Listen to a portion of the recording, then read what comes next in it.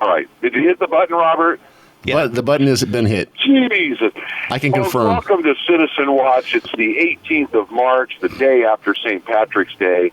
You might think we've been drinking yesterday, the way the engineering's going here, but the reason why is Robert, the Velvet Sledgehammer Tomasetti, is at the controls. If we were on the space shuttle, it'd be like, what was that movie with Sandra Bullock? Never saw it. Gravity. No, we'd be like the Malaysian airplane. We'd be lost. We'd be like George Clooney, lost in space forever. But Robert is on the controls here at Citizen Watch. We've got Steve Colvard, the best co-host in the industry now. Sitting on He's the other janitorial. Side. I'm Casey Steed, broadcasting from an undisclosed location at a chicken ranch. But did you guys do anything special for St. Patrick's Day? Yes, I did. What'd you do? No, I didn't. I called him, but he didn't call me back. He was too busy with his cohort in crime at the racket club, building muscle. I'm trying to lose some weight so you don't ridicule me on the air anymore. Building Hey, muscle. speaking of which, that was mean what you guys did to me last week. So got a lot of complaints from listeners. So Oh, whatever. Do you mean guess Casey's weight? yeah. 310. We did that at the Italo Lodge. Guessing the follicles if we keep going that way. So let's. Well, you're gonna weigh in. What did you do for St. Patrick's Day, Robert? I went to Mel Maxwell's son's house, who is Guy and Cully Maxwell, which is Joe Pia's daughter. And anyways, we went over there, and it was really, really nice. A lot of people were there. It's a beautiful home. Very nice. They have a chess set. Hey, you guys got to see this. Have you ever seen a human chess set? I mean, it's almost human. But, I mean, it's like the chess pieces are like 3 feet high, and they have this grid. Oh, it's amazing. It was just amazing. I was like wanting to go play chess, you know? So it sounds like you guys pretty successful financially, huh? Who? The gentleman's house you went to that has life-size chess pieces. Yeah, absolutely. Yeah, he must work for the MID. No, he was a builder there in Merced. Maxwell. Oh. Some of the finest homes ever built in Merced. If anybody was hasn't built by figured it Maxwell out yet, Casey, if you haven't figured it out yet, good old boy over here finally read the newspaper from yesterday and saw the staggering statistics. Yeah. Well, water mining, folks. We're going to talk a little bit about that. I'm not. I tell you, I'm not a talking fan about of MID, it because but I don't agree with everything. You know, it's like anything else. I'm not totally sucked in, but I tell you, I read in the paper Monday. It was in the Modesto Bee on Saturday. Actually, Robert told me about it. It was weird. Wait, Casey. Groundwater mining in Stanislaus County, Merced County, the surrounding water districts, and bottom line, you and I, Steve and Robert, are prevented from drilling a well, putting in a big pump, pumping all the water we can out of the ground and selling it for whatever we can get for it. You and I can't do that, but the irrigation districts can. And the only reason they get away with it, if it's part of a sound groundwater management plan, they can do it. But if the plan isn't sound, it's prohibited. yeah, And that's why they don't let private individuals do. And I personally feel, after reading this article, that we need to have a moratorium, as they've done in Stanislaus County, on groundwater pumping on new wells. We need to have that here in Merced County. Our leaders, our supervisors need to take the initiative, take the bull by the horn, and ban any new wells until we have a survey, not a study, a survey done on our groundwater resources. Because after reading this article, like it said in the article, the experts agree this needs to be done. We need to look at better long-term management, and we're on the cusp of major problems. So we know this. Why should we go down the road any further?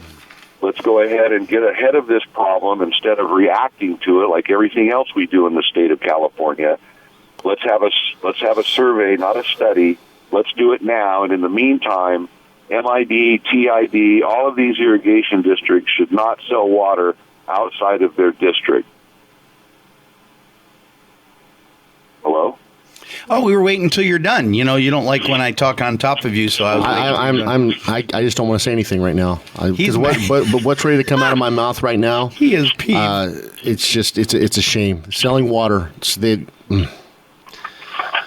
My gosh. It's exacerbated because of the drought. If we didn't have an issue with the groundwater levels and we had a 150% snowpack, we wouldn't be talking about this. No, and that's the problem, Casey, is, I took a California history class, and they tell you this climate situation is a 10 to a 13-year cycle. And what makes me laugh is we always wait to the worst year and then, oh my gosh, we have to do something. Why aren't we doing something when the water is flush, when we've got water? Why aren't we storing it? Why aren't This is what leadership is, Robert. And this is where you have people that are leaders. You know, my dad always used to tell me, sitting at the kitchen table, he was a teacher at Merced College. He'd come home about 3 o'clock, and it would always piss my mom off because she had to work till 6 o'clock over there at Bank of America. But he'd sit there after school with me, and every day we'd talk. And one of his big deals was, do you want to be a leader or do you want to be a follower, Casey? And, you know, my first inclination was to be a follower because all you got to do is what people tell you.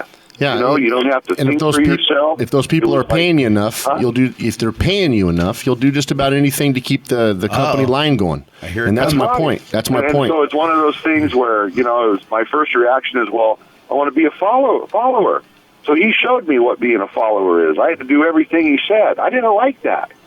You know, you want to be able to choose your own direction. You want to have your own thoughts and be able to do what you want to do. Were you making a six-figure salary? And we have. I'm sorry? Were you making a six-figure salary? No, not at that time. Teachers weren't compensated as well. No, but I'm talking about you. I mean, it's a lot more palatable to do what you're told if they're paying you well. Well, this is where leadership comes into play, and this is where our supervisors lack it.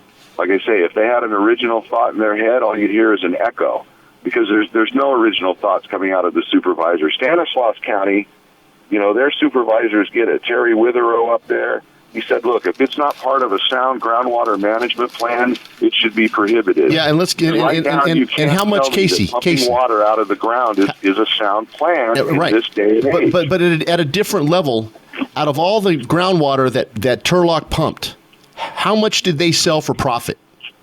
Out of their district. Their district, they didn't sell any of it for profit. I can guarantee you they sold that water. They didn't give it away. They sold it in district. It was in their district. Exactly right. And even though it has to be paid for, it benefits the people in the community.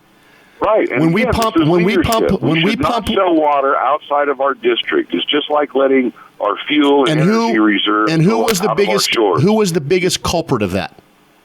Well, one of the biggest culprits was the Merced Irrigation District. Not one of the biggest, almost double. They sold almost double the amount of water out of the district that anybody else in the area did. What does that say about the character of the leadership at MID? Well, it calls it into question. Because, again, is that leadership? Is that being a follower, or is that being a leader? And I don't think that's being a leader, especially when you have... I mean, we've had these individuals in, Mr. Swigert, Mr. Fulaski. You know, I know other shows have had other water people in. Yeah. We know that our geology is like a humus stone as opposed to a sponge. And would it be safe to say that... It doesn't rehydrate every year. And would it be safe to say, Casey, that based on our conversations with those individuals, that they would consider that dynamic leadership? They think that's leadership? Well, when they've sold more water out of district, almost twice as much water? Speak a little louder than their words. He's fired up, folks. I'm sitting here watching. It's disgusting to me. It's absolutely disgusting to me. These guys pay themselves $250,000 a year, act like they're running this huge enterprise over there. They sell water. They don't produce it. They sell water. It's a natural resource. And they're making themselves... They're a for-profit company, folks. It's nothing. It's no different than selling gasoline. I don't really like paying $3 and some odd cents. It is different than selling gasoline. I think it is different than selling gasoline. Well, as far as the profit motive, MID is trying to make money. Now, how much money they need? Are they making too much? Should they cut it a little closer to the bone? Should they... How about lowering their salaries? Yeah, how about that? How about that? Here's the problem I have with all of this. To be honest with you, if you think that $200,000... You could reduce John Swigert's salary to zero. He could work for free. Casey, it's symbolic. It's symbolic. It's symbolic. What it is leadership. It's symbolic. Well, I understand it's symbolic. It's you roll around here acting like you're, and I'm not saying anybody specifically, but you get this vibe from people that they walk around these expensive suits and drive these nice cars and live in these big houses like they're big pimps. They sell water. They sell water. He said the P word. See, I'm not saying anything else. This just drives me nuts. Drives me crazy. Every living thing needs water. Right, but Casey, here's my concern. You make a better widget and you sell it on the free market, I think you should be able to roll around naked in $100 bills if that's the way it is. When you sell water, I'm sorry. Please. or you work for the government, or your salary comes from a taxpayer. How do you feel about the people that put in orchard after orchard after orchard, drilling well after well after well with no concern for their neighbor? That's why it says farmer versus farmer. But here's what I have. I want to know what Steve thinks about that. I think that's greedy. I think that's selfish. Isn't that kind of the same thing? Absolutely. It's endemic. It's at every level. Every level. That's what I'm saying. Endemic. The paradigm has to change. I just don't get it. Folks, you're listening to Robert Tomasetti. Yeah, this is what we need is leadership. Go ahead, Robert. I know you haven't talked much. No, here's the thing. I agree with both of you, but here's where I have here's where I have a rub. This is what everybody, school teachers, because they just got their nice pay. MID makes good money. The government makes good money. Everybody makes good money, and I'm okay. I'll tell you what, it's tough in the private sector. Let me tell you from one who works in it. It's tough. Well, I understand that, but here's the two things that rub me wrong about all of this. First of all, and everybody, their pay should be fluid. Okay, their benefits should be a fluid package. When times are tough, they suck it up like we do. When times are good, they benefit like we do. The problem is they don't. They get pay raises because we haven't had one in 5 years. They get pay raises because they voted themselves.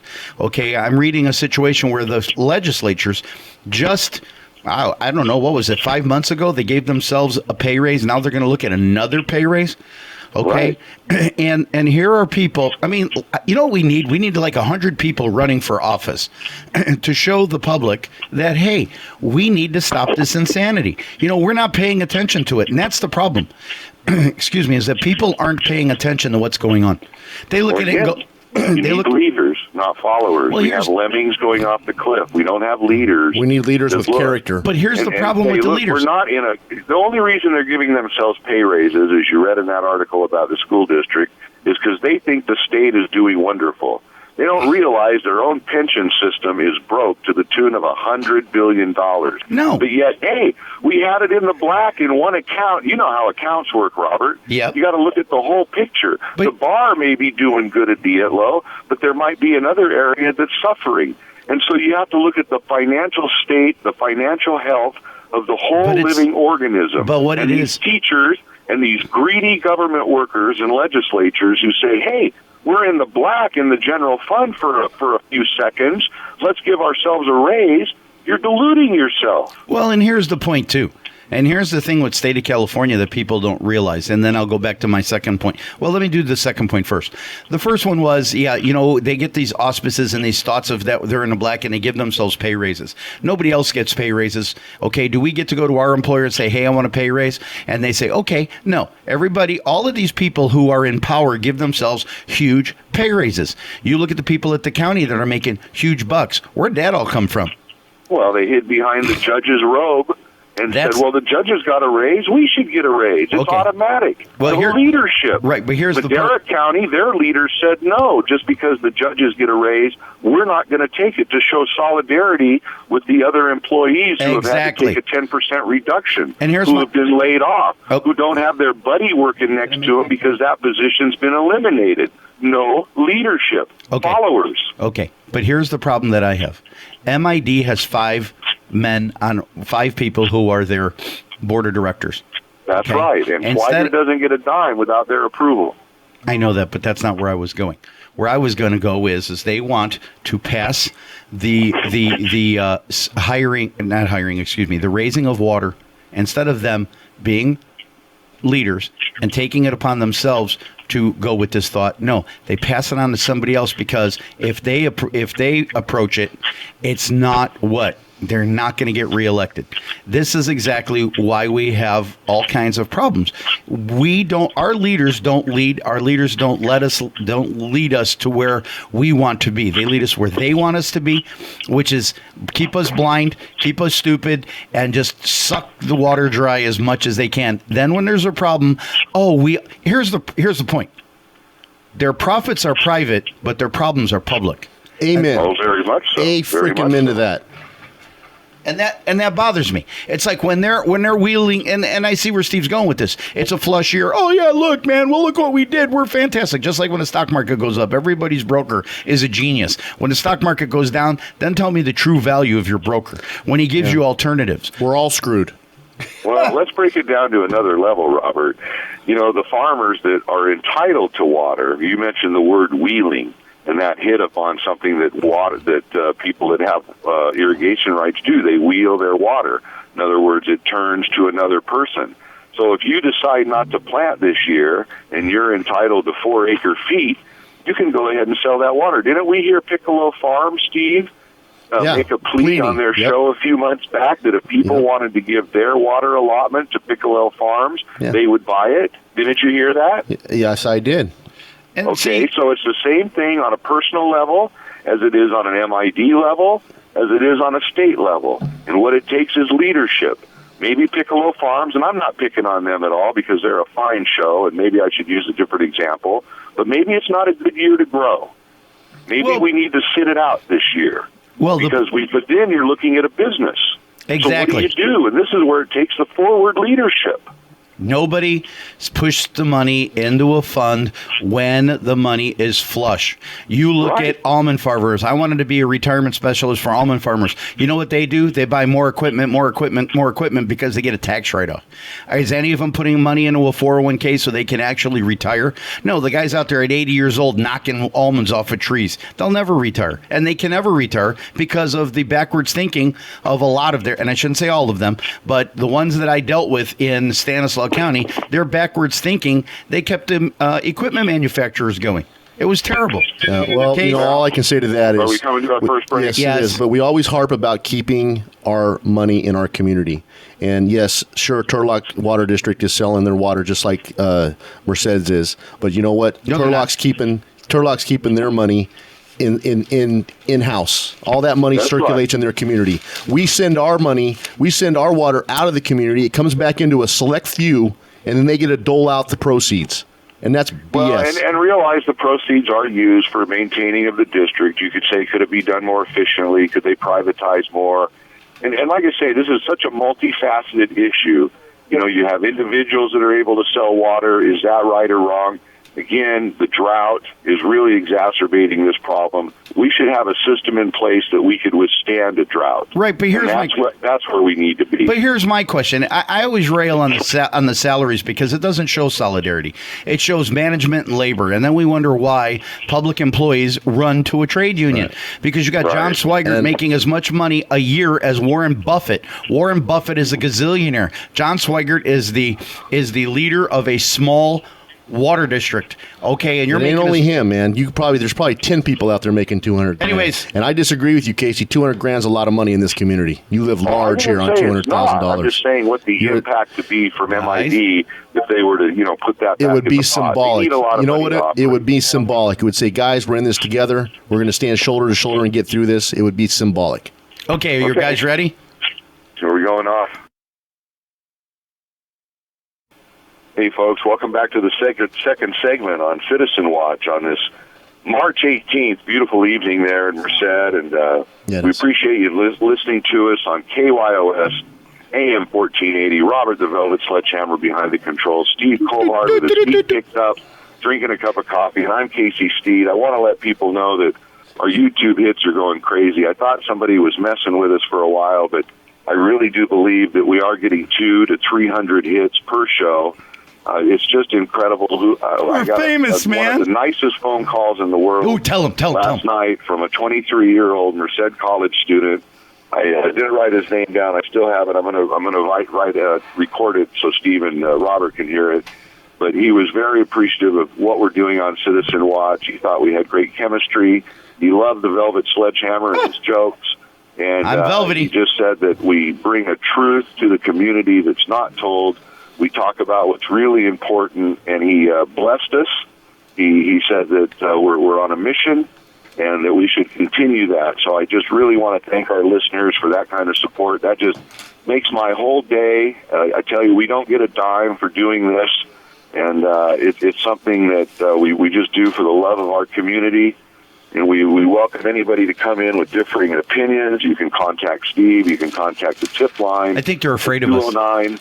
209-406-8728 if you want to talk. If you want to look at us on YouTube, while it's still up, I'll tell you, hopefully we don't take down their server. You can go to KYOS space 1480 AM in the YouTube search bar, and that'll come up with all of our shows. We usually get our shows up within one day, so hopefully this show will be up either tonight or early tomorrow morning, and you can listen to it, tell your friends. But I just wanted to take just a minute to thank all of our listeners there in Merced County. Now, this isn't to say that we don't need advertisers, folks. If you've got some money to spend on old Casey and Steve and Robert, I want you to call Diane or Damien over there at the station at Radio Merced and let them know that you want to sponsor Citizen Watch specifically, and that would really help us out and maybe get some more programming on. We're talking about doing some exciting things down there at the station. We'd love to go live maybe in the evening, be able to take phone calls, that sort of thing, maybe have more shows.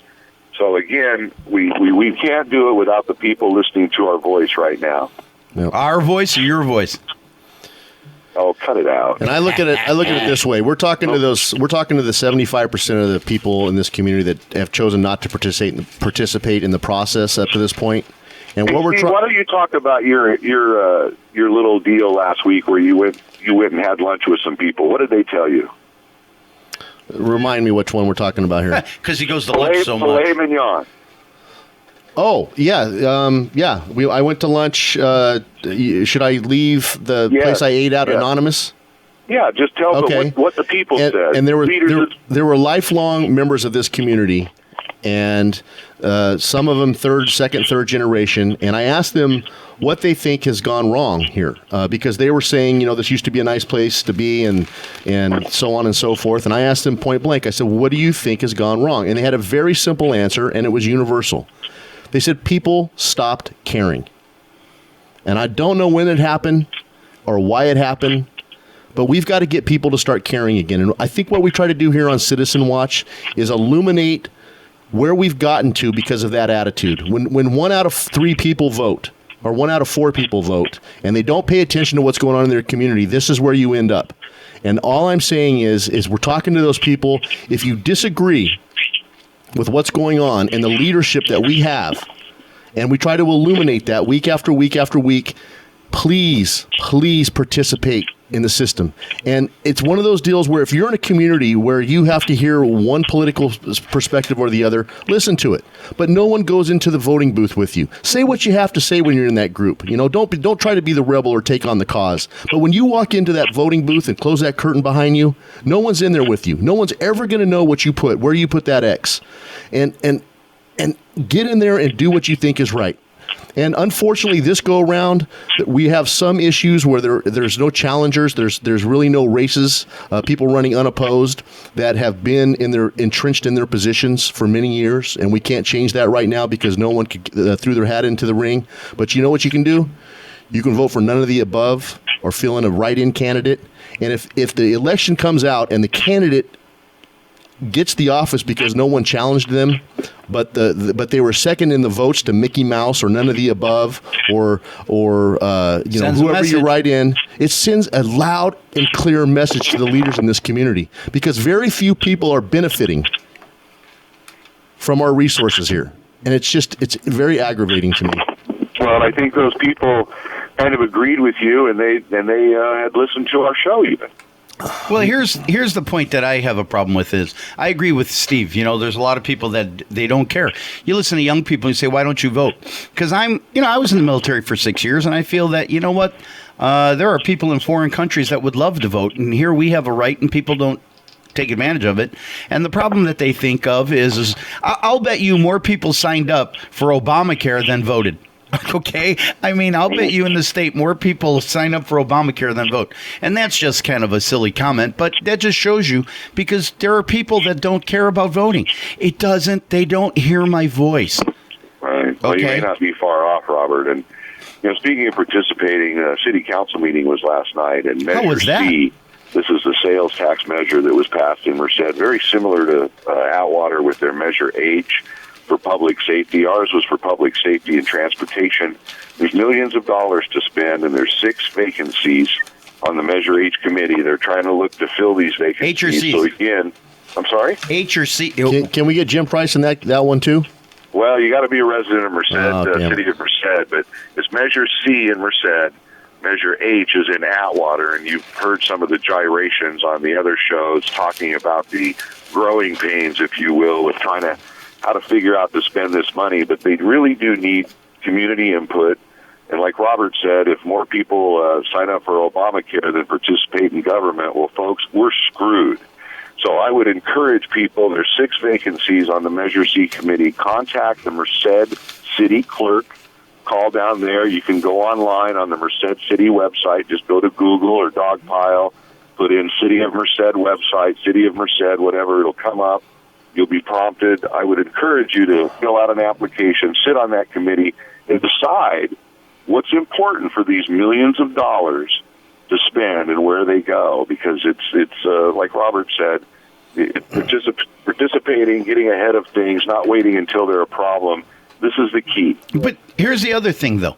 It always comes down to 2 things to me: electability and what's in it for me. I remember at home in Chicago, well, it's actually Elmwood Park, and I remember my mom trying to be involved and get involved, and they would walk, they would go see businesses. You know what? I'm downtown. I can't tell you how many of the councilmen come and saw me. It was amazing, I mean, none. But they want to tell me what to do downtown, and we want to do this and we want to do that. Now I have access. When it's election time. Well, I have access to Josh, of course. So I mean, Josh is just going to text me. Mike Murphy is like, "Hey, what's up?" Mike Bolomini, I can get to. I mean, if I want to. But why aren't these guys going to businesses and talking to businesses and finding out, hey, what's important? What do you think? I see Frank Quintero out there with Maria, and they're talking to businesses that are coming into town. I'll see him downtown. And Frank will look at me and he'll give me the eye like, hey, this is, a very important thing. Because usually he's, available for me to say hello to. He doesn't want you to bother him. Yeah, while he's in the middle of the Chipotle deal. But the thing I'm saying is that youth and small businesses don't feel that anybody speaks for them because nobody approaches them. When do the supervisors, I mean, let's be honest, the supervisors go to where? Where there's money, right? Because they want the campaign donations. Do the supervisors go to small farms out there and say, hey, what's going on with your water? Does John Swigert go out there and go talk to water, go out there and into the fields and talk to people about their water? Excuse me, folks. No, he doesn't. He may if they come into the office or if they pitch a fit. So, I mean, the thing I think is I think that people need to be accessible. Now, they're accessible when they're having fundraisers, but I don't find them to be, and what I mean is proactive. Go out there and talk to people before there's a problem or before they're banging on your door. Go out there and go make it look like you're walking and talking the streets.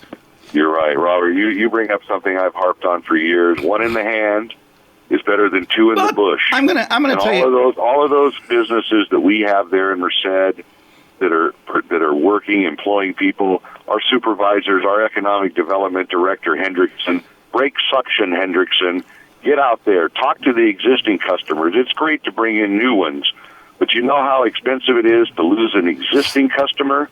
Of course. And that's what needs to be done. Proactive work, like Robert said, get ahead of the curve. Yeah, get out there. Be a leader. Do you know how they don't be a follower? Do you know how Get out there and talk to those businesses like Robert and say, what do you need to be more successful? What did we hear about Ernie's Transmission the other day? Has a building over there that's dilapidated.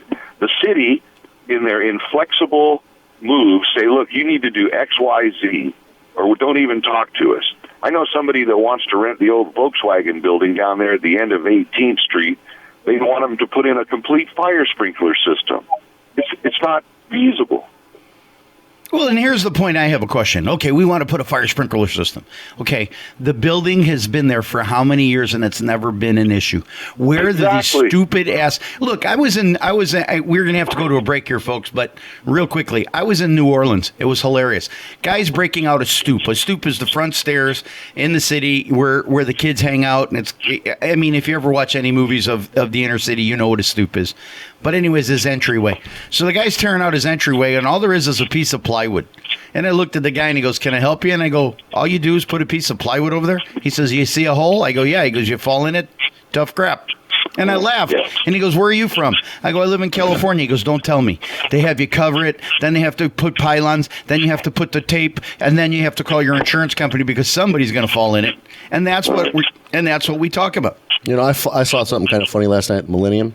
What? Right in front of the Millennium Water? Sports Club, they put a new sidewalk in, and they put poles in the ground that says sidewalk closed, and big blinking purple sign. And people walked around the sign and got on the sidewalk and continued walking. Yeah. I mean, person after person, dogs, walking dogs. People and I just sat there in utter awe. I'm just like, wow. Stupid. And well, why? The lady last week in Fresno got $2 million because she was at D&D surplus or discounts looking to buy a dress for her daughter for Easter. A pallet jack, ran into the side of her foot. Bottom line, they get to court. D&D can't produce the surveillance tape. $2 million. That's ridiculous. That's for so. All right, folks. God, we have to go on another sabbatical here. Casey? All right. Take us out. We'll be right back, folks, for our third segment. Robert's going to hit the button. Ready? Button hit. Hey, folks, welcome to our third and final segment of Citizen Watch on AM 1480 KYOS. The big stick out there at the lake broadcasting to everybody within the sound of our voice, the voice of the valley, the power of local radio on this beautiful March 18th, the day after St. Patrick's Day. Hey, Go ahead, Robert. Okay, here's the deal. I am in the booth, and I feel like I'm a drummer. And that leads me to what, Case and Steve? Who is going to be touring? It's for us old people. Kiss and Def Leppard. Kiss and Def Leppard. Hysteria. Hey, that's cool, huh, Case? Yeah. I want to throw that in there. Because I know you sing Beth all the time. Beth, I hear you call. Don't you? Or do you sing Dr. Love? What's going on in Merced, I just want to let people know about this weekend is Tahiti Fete. Yep. That's where they have the Polynesian dancers. It's the largest Polynesian festival outside of French Polynesia, going on for 35 years, one of the longest Becky Mandandic here in our valley. They're going to be at a different place this year. They're going to be at Golden Valley at the stadium because they have so many people. They need bleacher seating. Yep. Right. They'll be out there on the football field. Cool. That event brings $250,000 of income into our community. Yeah. So God bless her. I've got some interesting things about it. They have people ages 4 to adult. Their whole purpose, it's not just about dancing, folks. It's like, hey, it's fun to watch. It's fun to listen to the drums. And, they had a little presentation last night at the city council. And, that really fast drum beating, it really gets your blood going. But the whole thing is to promote a strong community. They're family-orientated. Yep. They want to promote strong, healthy, physical, and emotionally sound adults and young people. Mm-hmm. And it was interesting how the organizer, and you know her, Robert, I don't know her name. Becky Mandandic, and you're absolutely correct, my friends, the Adames and the Ramirez's, Kiki Ramirez, very fascinating to watch. She's also very attractive, but anyways, I love Get this. They went to the community services there at Merced. Yep. And she said, look, I want to teach this to our kids. We talk about this youth council and things that we can do and, Conway's inability to schedule a bowel movement, let alone a youth council or a softball game, how to spend $25,000. She goes to the community people and says, I want to teach. And they said, well, there's no money in the budget. Sorry, see you later. Not how can we do it? How can we promote this? How can we get you in there? Yeah. This is what our leaders need to do, folks. We talk about followers and leaders. This is what we need to do. I say get rid of Conway, get rid of that parks department, and let's put our money, let's put that $1.5 million a year into stuff like this. Well, to get our youth learning to work with each other, not to shoot each other over there on MLK and 19th. Yeah, but to work with each other, to learn to become healthy, emotional, strong, family-orientated community. Isn't that what we want? Amen. Yes, absolutely. And I think that lady that puts the Tahiti tet on also was a small business owner. I think she owned a place called Pacific over on Main Street. Yep. That's going out of business, unfortunately. It's going under. Yeah, like she said that there's certain people in this community, Doug Fletch, the lady that does the Tahiti Fete. There's about 25 people that keep things going in this community, and we need more participation. Anyway, this is going on this weekend, 35 years, longest festival in Merced, Golden Valley Stadium, Friday, Saturday, and Sunday. I really encourage people to go to it. The other thing that's coming up, April 1st, 125th anniversary of Merced, the founding of Merced. If you look on our city seal, call Mike Murphy. And here we are coming to our 125th anniversary at 5:30 on April 1st, April Fool's Day, at the newly renovated theater. They're going to have a lot of events. They're going to have vintage cars. They're going to show a movie. Okay. They have a time capsule that's going to open up in 50 years. Okay, you ready? Got a couple others. First one is tomorrow the ICF is having their chicken and polenta dinner at the Italo-American Lodge. What's the ICF? Italian Catholic Federation. Pretty cool. How much is it to go? 15. There is none. Well, you got to buy a ticket from Vince Perro. Call him at Call him at 756-4817. Tickets and seating are limited, but boy, is it a great dinner. It's all you can eat chicken cacciatore, polenta, wine on the table. Awesome. The other one is the second annual Boys and Girls Club Tips for Law Enforcement.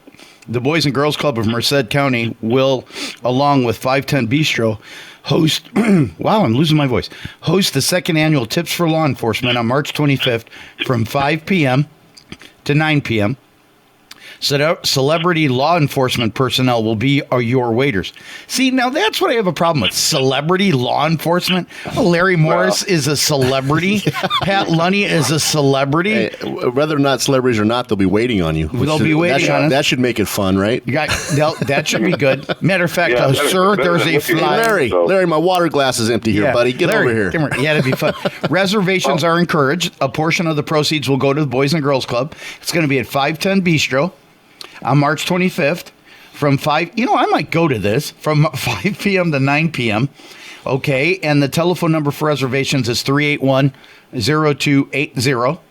381-0280. I'll get a PSA running on that today. It's pretty cool, and I think I might do that. And do you want to tell him who the waiters are?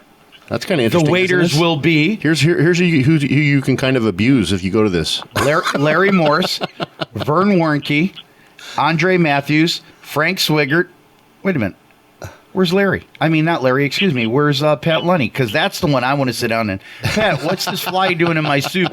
Pat will be going, obviously, with my detective skills. Hey, Larry, take this back. This is unacceptable. Take this back. Obviously, with my detective skills, I could tell that fly's doing the best. Yeah, you guys can have a ball. Show up down there on, what is that? Hey, guys. When is the 25th? What day is that? I think it's Friday. Is it a Friday? 25th is Tuesday. March 25th is Tuesday. Okay, guys, I got something I want to talk about real quick. Now, I always do whose birthday it is, and today's birthday, is today's birthday? Yeah, this is today's birthday.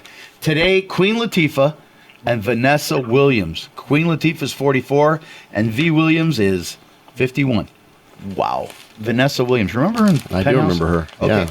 Anyways, here's something I want to talk about. We always laugh at stupid is as stupid does. So, we have come up with, Steve and I, we haven't discussed this with Casey yet. And we're going to tell you why we haven't discussed this with Casey. We are going to come up with the Forrest Gump Award for the stupidest sayings or something that we see that is dumb. Are you ready, Case? Mm-hmm. I'm reading an article. The high school district workers get a raise and a bonus, and the Forrest Gump Award goes to Dora Crane. Okay, now Dora feels good about coming to a fair resolution with employee groups. Well, god darn, why not? Because she's a CTA president. She says a deal is good for every employee in the district, except the only people she represents are school teachers, and they got a raise, and it was kind of interesting. But here's what she said. Now, this is why she gets the Forrest Gump Award. I'm looking forward to going into next year. Now we can concentrate more on what we do with students. Well, what the hell were you doing until then? Well, they were worried about their wages. Oh, okay, Dora. They concentrate on the kids because they were underpaid, Robert. They didn't get a raise for 7 whole years. So here's my point. Why she gets the Forrest Gump Award. Because this is stupid as stupid does. This is exactly what I talk about with these leaders that sit down and mumble stuff to the newspaper, and nobody looks at it and goes and scratches their head and says, that's dumb. Okay, I'm looking forward to going into next year, Crane said. Now we can concentrate more on what we do with students. So my point when I read that is well, what the hell are you concentrating on now? Well, gosh darn it, you're a CTA president. That ain't too far. There you go. You now, just hit on it. Now, he's the union president. Exactly, but now. I found it interesting that in that same article, Scambray said, we don't know where we have more state money coming in, but we're not sure where it can be spent. Oh, they'll find someplace to spend it. Guarantee it. Meanwhile, we're going to float a bond with the elementary school district, $65 million this June. Yep. And this is why I say, folks, no more money. No more money. No more bonds. No more tax increases. No more. Enough is enough. They get a 5% raise, a bonus, and then a 2% increase because they haven't had any raises. That's going to cost $2.5 million. And they got money they don't know what to do with. And they have money they don't know what to do with. Look at what we're turning out. We're turning out some of the dumbest kids in the United States. We're 46 out of 50. Now, I know we have a lot of college students and people listening to us and teachers. And you know, I'm about performance, folks.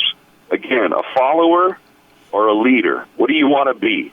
You want to be a leader or do you want to be a follower? And we're turning out followers. We need to get leaders. We need to turn out leaders. Yes, but we need to elect people that know how to be leaders. Yeah, but here's what's funny about that. That's a problem. But here's what's funny about all of that, though. Mr. Scambray, Superintendent Dr. Scott, as I like to call him, Dr. V. Scott, Vinny. Yeah, you know what? I'm going back to Vinny. Yeah. Hell with this. Yeah. Okay. Well, you guys are buddies all of a sudden, man. No, we're not buddies. Vinny, it says that they had John Gray, president of School Services of California, report that in general, the state is running ahead of a great financial outlook. You want to know what's funny about this state, guys? Did you guys even hear about this? And I'm going to tell you this, and I don't know if anybody paid attention to this, but Phil Mickelson last year made $40 million. Right, you mentioned this before. Phil Mickelson said, with the taxes the way they are and getting, as Steve would say, getting killed by 1,000 cuts, because the state of California is the biggest extortionists there are. Now, to even do even more highway robbery, here's the point. Phil Mickelson is thinking of moving to either Florida or Texas because they have no state income tax. Right. Now, that would save him millions of dollars. But you know what? He can't. Because the state of California is going to hijack him when he tries to leave the border. How can they do that? Well, they have a severance tax. They don't want you to. And they can literally make your bank. You got money sitting in a bank account, and you want to transfer it somewhere else, and they can take money out of it before you. No. I mean, how can they? When you file your taxes, I have no idea. What I think is hilarious, and nobody pays attention that lives in this great state, is how you are feed to death. Now, here's the thing with Scambray that I do want to defend him is they're going to do a different kind of fixing of the books. In other words, they're not going to cook the books, but what they're going to do is they're going to have local control funding formula regulations, which will tell Mr. V. Scott how much money he can spend and how it can be spent. So that's why he said that. But with more state money coming in, why aren't you pigeonholing it? Or why don't you take the summer and fix the problem with your beautiful monument to yourself? Or why don't you go, here's a thought, and give Atwater a gym? Well, like I say, I don't think we need to vote on any more bonds, folks. Nope, it's like a heroin addict. Not until they fulfill the obligations of the previous bonds. Okay, I got one more thing and I'm done.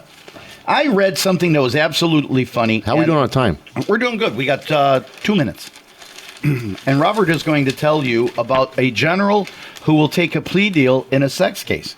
And it says, well, this is dumb because here goes the Forrest Gump Award goes to whoever the hell wrote this, which is Craig Whitlock. But you're talking about a general will take a plea in a sex case who had an affair with his captain. With 3 of them, didn't he? Well, no, for 3 years. But here what's funny. It says, but she blew the whistle on the...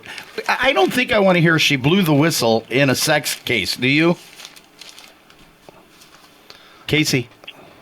Bad choice of words. Bad choice of words, Casey? You awake over there, buddy? Yeah, I'm listening to this. Anyway, yeah.